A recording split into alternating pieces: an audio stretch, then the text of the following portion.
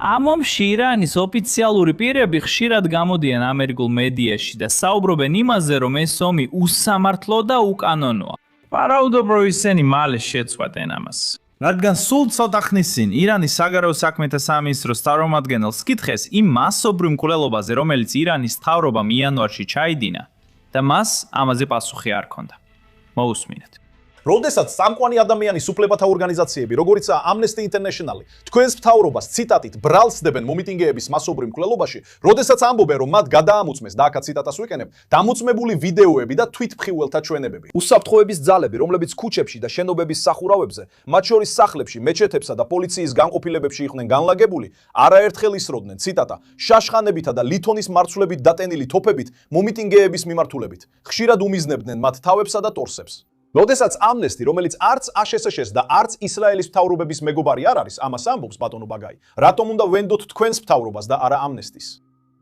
რატომ უნდა ვენდოთ Amnesty-ს და არა სახელმწიფო ორგანიზაციებს? მათ მტკიცებულებები დააფიქსირეს. თქვენ ამბობთ, რომ თქვენც კი აგებთ მონაცემები. მათ კი მტკიცებულებები, გადამოწმებული ვიდეოები და თვითმხილველები წარმოადგენეს. დიახ. დიახ, თქვენ მარტივად შეგიძლიათ ნახოთ, რომ ამ ეგრეთ წოდებული მტკიცებულებებისა და ვიდეოების დიდი ნაწილი მათ ისრაელისა და შეერთებული შტატების წყაროებიდან მიეწოდებათ. ნახეთ, ესე არ არის. ესე არ არის. ისინი ისრაელს არ მიუწოდებიან. სინამდვილეში ისრაელი Amnesty-ს ზუსტად ისე აკრიტიკებს, როგორც თქვენ. მე ისრაელის ოფიციალურ პირებს ვესაუბრე და ისინი Amnesty-ს ხალბი მტკიცებულებების წაკენებაში ადანაშაულებენ. მაპატიეთ, მაგრამ თქვენ ისრაელის ოფიციალურ პირს გავხართ, რომელიც უარყოფს იმას, რაც ღაზაში მოხდა. ესენი არიან თვითმხილველების ჩვენებები, ექიმების მონათხრობები, ვიდეოები. შეადარეთ ირანის მშვიდობიანი მუქარა ღაზას. მოდიახ. არა, მე ვადარებ თქვენს პასუხს. უარყოფთ ადამიანის უფლებიანის უფლებების ჯგუფს. მე არ ვციტირებ ASHS-ს ან ისრაელის მთავრობას. გეთანხმებით, ირანის საკითხში ASHS და ისრაელის მთავრობები სანდო არ არიან. მე ციტირებას ვახდენ დამოუკიდებელი ადამიანის უფლებების ჯგუფიდან.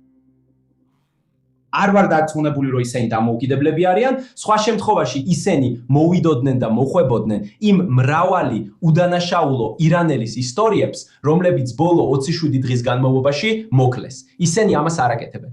კარგი, რასაც ვამბობ, გულწრფელად რო გითხრათ, თქვი რომ მთავრობამ, პრეზიდენტის ოფისმა გამოაქვეყნა იმ ადამიანების სახელები, ვინც ამ პროტესტის დროს მოკლეს. და ჩვენ ღიად თქვით თუ ვინ მოკლა ისინი. თქვით რომ მათგან 2400 მოწამედ ჩაითვალა, რადგან ისინი ან მთავრობა მოკლა, ან პოლიციელები იყვნენ, ან უდანაშაულო გამლელები. საშუალო. და შეგიძლიათ თქვათ, რომ დიახ, მათგან 600 ან შემოპარული იყო, ან ის მთავრობები. მაგრამ რა ვუყოთ თვითმხილველთა ჩვენებებს, რომლებიც ხვებიან, რომ ხალხის საავადმყოფოებში შეხავდათ, თავები და სახეები ირანის უსაფრთხოების ძალების მიერ საფანტით იყო დაცხრილული. Human Rights Watch-მა ეს დააფიქსირა, Amnesty International-მა ეს დააფიქსირა, არაერთმა მედია საშუალებამაც. თქვენ ამბობთ, რომ ყველა ეს თვითმხილველი იტყუება, ყველაფერი ხალბია. მე არ ვამბობ, რომ ყველა მათგან ტყუილია. უნდა ვნახო ისინი. და დარწმუნებული ვარ, რომ ჩვენი ხელისუფლება ზრუნავს ყველა იმ ანგარიშზე, რომელიც მომზადებულია და რომელშიც ჩვენი უსაფრთხოების ძალებია დადანაშაულებული. სიამდვილეში ჩვენ ვიცით დამოუკიდებელი ადამიანის უფლებათა ჯგუფებისგან, რომ უსაფრთხოების ძალები საავადმყოფოებში შედიოდნენ და ექიმებს ეუბნებოდნენ არ ემკურნალათ დაჭრილი პაციენტებისთვის, არამედ მათ შესახებ ინფორმაცია მიეწოდებინათ უსაფრთხოების თანამშრომლებისთვის. ეს ასევე დაადასტურა ერთ-ერთმა ექიმმა, რომელმაც ეს ბრძანება თეირანში მიიღო. ეხლა ჩემთვის არ არის გასაკვირი ის ნაწილი, რომ ირანელმა ოფიციალურმა პირმა უბრალოდ ვერ შეძლო სიტუაციისთვის დამაკმაყოფილებელი პასუხის გაცემა, რადგან რას უნდა ეთქვა? ის არასდროს აღიარებს, რომ რეჟიმი ურჩევნია 10,000 ირანელი მოკლას, ვიდრე ძალაუფლება დაკარგოს. მაგრამ რაც გასაოცარია ის არის, რომ ირანის ოფიციალური პირები ამას აკეთებენ მას შემდეგ, რაც მოლაპარაკებები დაიწყო თებერვალში, როცა ASHS-მ ირანთან ახალი ბირთვული შეთანხმების შესახებ მოლაპარაკებები დაიწყო. და არც ერთმა მთავარმა სატელევიზიო საინფორმაციო არხმა, იცით, არც ერთმა დიდმა არხმა რეალურად არ დასვა კითხვები, რომლებიც ხოცვა ჟლეტას შეეხებოდა. თუმცა სულ მცირე, ახლა მაინც ვირებთ ამ კითხვებს.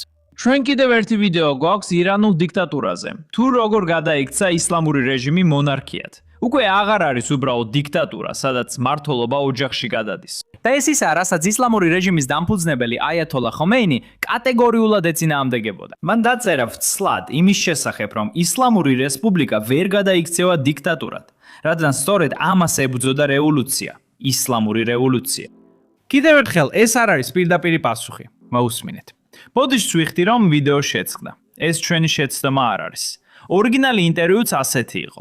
ფიქრობ ეს იმიტომ ხდება, რომ თეირანი კვლავ თიშავს ინტერნეტს. ასე რომ ვინც ცდილობს ამ შეზღუდვების გვერდისავლით ისარგებლოს, მაგალითად ირანის ოფიციალური პირები, ყვავადს გარკვეულ სირთულეებს აწვდებიან ირანის ინტერნეტის გათიშვის გამო. ეხლა კარგი იქნებოდა ეს კითხვაც რომ დასმულიყო, მაგრამ სამწუხაროდ ასე არ მოხდა. სხვა ვიდეოსაც გაჩვენებ, სადაც ეს კითხვა ნამდვილად ისმის, მაგრამ ჯერ ამ ჩანაწერს მოვსმინეთ. იანვარში ირანში მასშტაბური პროტესტები იყო, სადაც ხალხი მთავრობის შეცვლას ითხოვდა და ბევრისთვის ეს განსაკუთრებით ისლამური რესპუბლიკის თეოკრატიული მმართველობის დასრულებას ნიშნავდა. რატომ ამბობს თქვენი მთავრობა უარს ხალხის მოთხოვნების მოსმენაზე? რატომ უნდა შეცვალოთ ერთი არარჩეული უზენაესი ლიდერი, რომელმაც თითქმის 40 წელი მართა, სხვა არარჩეული უზენაესი ლიდერით, რომელსაც ირანის ხალხმა არ აირჩია და არანაირი სიტყვა არ ქონდა ამაში? როგორ არ არის თქვენი ქვეყანა დიქტატურა? ეს ასე არ არის. ეს ისევ სიმართლე არ არის. ის არ არის არარჩეული ლიდერი. ის ექსპერტების მიერ იქნა არჩეული. ექსპერტების ასამბლეა აირჩევა ხოლმე ხალხის მიერ. და ეს ექსპერტების ასამბლეა ეხლა აქ მონია რომ ტყუილი ბევრად უკეთესია ვიდრე წინა ჯერზე, რადგან რეჟიმი ისეა მოწყობილი, რომ დემოკრატიულად გამოიყურება. ირანის ხალხი მართლაც ირჩევს ექსპერტების ასამბლეას, რომელიც 88 მღვდელმსახურისგან შედგება და ისინი არჩევნებში მონაწილეობენ ზუსტად ისე, როგორც ნებისმიერი სხვა პოლიტიკოსი აქ, შეერთებულ შტატებში. მაგრამ აი საინტერესო ნაწილი. უზენაეს ლიდერს სრული უფლება აქვს გადაწყვიტოს, ვინ შეიძლება იყაროს კენჭი არჩევნებში ნებში და ვინ არა. ასე რომ მიუხედავად იმისა, რომ ხალხს შეუძლია ექსპერტების ასამბლეის არჩევა, რეალურად ეს დემოკრატიული არ არის, რადგან უზენაესი ლიდერი უბრალოდ გრძალავს ან აუგრძალავს არჩევის არჩევნებში მონაწილეობას ყველას, ვინც მის წინააღმდეგია. ის მხოლოდ იმ ადამიანებს აძლევს არჩევნებში მონაწილეობის უფლებას, ვისაც ენდობა. ამ გზით ისლამური რეჟიმი იმავე ჯგუფის, იმავე ძალაუფლების მქონე ჯგუფის მიერ იმართება, რომლებიც მას 1979 წლიდან მართავენ. და ეს პატარა ჯგუფი იმდენი ხანია მართავს, რომ ეხლა ნამდვილად სჯერათ თითქოს ირანელ ხალხს არ მოადგენენ. მიუხედავად იმისა, რომ ირანელთა უმრავლესობა არ სურს, ისინი მართავდნენ ქვეყანას. ეს იანვრის პროტესტის დროსაც ნახეთ, მაგრამ ლიდერები, რომლებიც რეალურად მართავენ, უბრალოდ უარს ამბობენ ამის დაჯერებაზე. სინამდვილეში სულ 2 კვირის წინ ირანის საგარეო საქმეთა მინისტრს სწორედ ეს კითხვა დაუსვეს ტელევიზიის ინტერვიუში, კარგი? კითხეს, მაგალითად, თქვენ ინტერნეტი გაქვთ. თქვენ მიდიხართ ასეთ ინტერვიუებზე და თქვენს პროპაგანდას თელ მსოფლიოში ავცელებთ, მაგრამ ირანის ხალხს სინამდვილეში ინტერნეტი არ აქვს. მათ არ აქვთ ინტერნეტზე წვდომა. ინტერნეტის გათიშვიდან უკვე 1 თვეზე მეტი გავიდა. ეს ყველაფერი რას ნიშნავს? უბრალოდ მოусმენთ მის პასუხს. უბრალოდ მინდა აღვნიშნო, რომ თქვენ ჩვენთან Zoom-ით საუბრობთ. ირანის მოსახლეობას ღია ინტერნეტზე წვდომა არ აქვს. მაგრამ თქვენ გაქვთ. რატო? ხო, ეს იმიტომაა, რომ ირანელების ხმა ვარ და მათი უფლებების დაცვა მევალება. ამიტომ მაქვს ინტერნეტზე წვდომა, რომ უბრალოდ ჩვენი ხმა საერთაშორისო საზოგადოებამ გაიგოს. მაგრამ ინტერნეტი დახურულია უსაფრთხოების მიზნით, რადგან ჩვენზე თავდასხმა მიმდინარეობს. აგრესიის ქვეშ ვართ და ყველაფერი უნდა გავაკეთოთ ჩვენი ხალხის დასაცავად. ეხლა როგორც მიფლებით, სპარსეთის ხურის ქვეყნები არ ეთანხმებიან ირანულ ხედვას. ამ ომის დასაწყისში სპარსეთის ხურის ბევრი ქვეყანა სრულიად წინააღმდეგი იყო. მათ აშშ-საც კი აუგზალეს საკუთარი ბაზების გამოყენება თავიანთ ქვეყანაში და სპარსეთის ხურის საჰაერო სივრცეშიც არ მისცეს წვდომა.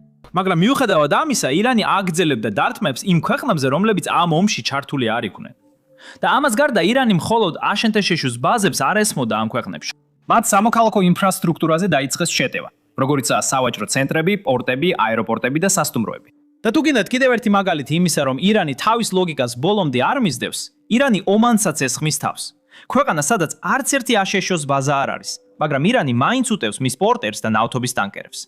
ამის მიზეზი მარტივია. ირანის მიზანი არ არის მხოლოდ იმ ქვეყნებისთვის ტკივილის მიყენება, რომლებიც აშშ-ს ხარს უჭერენ. მიზანია ყველასთვის ტკივილის მიყენება და იმის უზრუნველყოფა, რომ მთელი მსოფლიო იტანჯებოდეს. ასე უფრო მეტი ზეწოლა ექნება აშშ-ს, რომ ეს ომი შეაჩეროს. სწორედ ამიტომ ესხმიან თავს ტანკერებს ჰორმუზის სრუტეში. არც ერთი ტანკერი რეალურად არ ეხმარება აშშ-ს ამ თავდასხმების განხორციელებაში, მაგრამ ისინი მაინც უტევენ მათ, რადგან სურთ, რომ ეკონომიკური ტკივილი მთელ მსოფლიოში გაიზარდოს. მაგრამ ირანის ოფიციალური პირებისთვის სამწუხაროდ ეს გეგმა უკუ შედეგს იძლევა, რადგან სპარსეთის ხურის ქვეყნები ზეწოლის ქვეშ არ ნებდებიან. პირიქით, ისინი აცნობიერებენ რა ტიპის საფრთხეს წარმოადგენს ირანი რეგიონისთვის და რა საფრთხეა ირანი რეგიონული უსაფრთხოებისთვის. და სწორედ ამიტომ, იმის ნაცვლად რომ შეერთებულ შტატებზე ზეწოლა მოახდინონ ომის დასასრულებლად, ისინი ზეწოლას ახდენენ აშშ-ზე, რომ ომი არ დასრულდეს. სხვადასხვა ქვეყნები, როგორიცაა საუდის არაბეთი, არაბთა გაერთიანებული საამიროები და ქუეითი, ზეწოლას ახდენენ შეერთებულ შტატებზე. ლობირებენ მთავრობას, რათა უზრუნველყონ, რომ ცეცხლის შეწყვეტა არ მოხდეს მანამ, სანამ ირანის შესაძლებლობები არ იქნება განეიტრალებული. ეხლა დარწმუნებული ვარ, თქვენ კარგად გესმით, რას ნიშნავს, როცა ამბობენ განეიტრალებული იყოს. ისინი ცდილობენ უზრუნველყონ, რომ ირანის ყველა სახის საფრთხე, მათ შორის ბირთვული შესაძლებლობები, რაკეტები, დრონები და ტერორისტული პროქსი ჯგუფებიც კი აღარ წარმოადგენდეს პრობლემას რეგიონული ქვეყნებისათვის ამ ომის შემდეგ. ისინი მიიჩნევენ, რომ ცეცხლის შეწყვეტა, რომელიც ყველა ამ საკითხს არ მოიცავს, არ ნიშნავს, რომ რეგიონში მშვიდობა იქნება. ეს უბრალოდ ნიშნავს, რომ შემდეგ კრიზისამდე უბრალოდ გადავადებაა.